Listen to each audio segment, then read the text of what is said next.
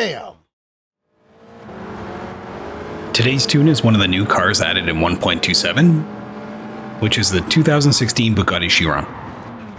I'm going to cover two tunes for this car, both the 700 and 800 performance points levels, my thoughts on its performance, and summarize it for you with a quick reference at the end.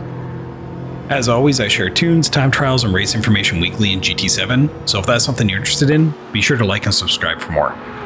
So, what can I say about the Chiron? This car is tricky.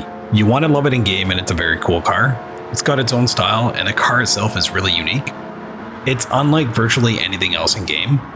So while it's somewhat similar to the Bugatti Veyron, it still feels much better overall. The Chiron looks good, it's got a great engine note, and the interior is amazing, and you can clearly tell it's built for high speed. Now for the actual driving aspect of it, not surprisingly this car is amazing on a straight or long sweeping corner, but the handling itself isn't great. It's a fairly heavy car when compared to others in the range, but it's not that unforgiving. The main problem with this car is that the braking is just horrible. Like on any track, take whatever you think you need to drop this thing at a light speed and add another 150 meters. It slows down like a rhino on roller skates, moving with a tailwind, coming down a hill. It just hates stopping overall. This car feels like someone cut your brake lines intentionally. You just can't get it to be as responsive as something this fast should be. Now that being said, for a high-speed track, or tracks with long massive straights, this thing is a killer. I just wish I had better braking because man does it make it look like other cars are neutral when you really open it up on a straight. But I spent a solid 2 to 3 days of tuning to get it to a reasonable level, and while I wouldn't say these are viable money grinding tunes, you can win Sardegna or Le Mans with these tunes with a bit of work. I'm not going to go into full racing strategies because personally I won't be using these cars to grind credits with, but at a high level, roll back your fuel mapping to 6 and short shift to maximize your range. You're going to crush anything on the track, even when dialed back, so these races are more about pitting appropriately and watching your fuel. So overall for the highlights, as mentioned, it's really unique, it's fun to drive, and it's incredible how fast this car is. The suspension tuning, LSG adjustments, and aero tuning will help make it viable for you to use. Is it worth the price for grinding? No, it's definitely not. For a collector, yeah, you'll want to pick up this one to complete your garage, and it'll help you knock out a mini book as well. So a bit about this car. The Chiron was unveiled by Bugatti in 2016 as their updated super sports car. It has limited production similar to the Veyron with only 500 units available worldwide. The exterior styling features the same large C-shaped line that closes in the cabin, but it also helps with straight line stability. It's got a carbon fiber chassis with the same rigidity of an LMP1 race car, and it's powered by an 8-liter W16 quad turbo engine. This engine has been tuned to an incredible 1480 horsepower stock and has just under 1200 pounds of torque. The car is able to go from 0 to 60 in less than 2.5 seconds, and the proto car reached a top speed of 304.8 miles per hour. In 2018, the car got a mid-cycle update with a slightly improved chassis, and in 2019, a limited edition Chiron Sport 110 was released to celebrate the 110th anniversary of Bugatti. Something super cool is that only 20 of those cars were made. So let's get into the tune and talk about performance. As mentioned, it's tuned both to the 700 and 800 performance points levels. I'll share both here shortly. Just overall, a bunch of work went into the suspension, the LSD, and the aero to make the car more responsive.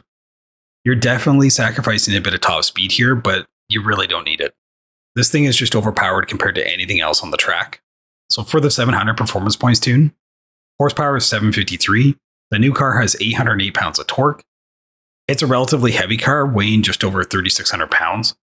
This build is slightly detuned to run it at a lower bracket. For performance parts, the car maintains some aero options for GT Auto, racing hard tires, a fully customized suspension, fully customized LSD, full control computer, a power restrictor and ballast, a fully customized manual transmission, and racing components, brakes, pads, and clutch, and a brake balance controller. I also included the torque differential. This tune has a few permanent upgrades that I've added.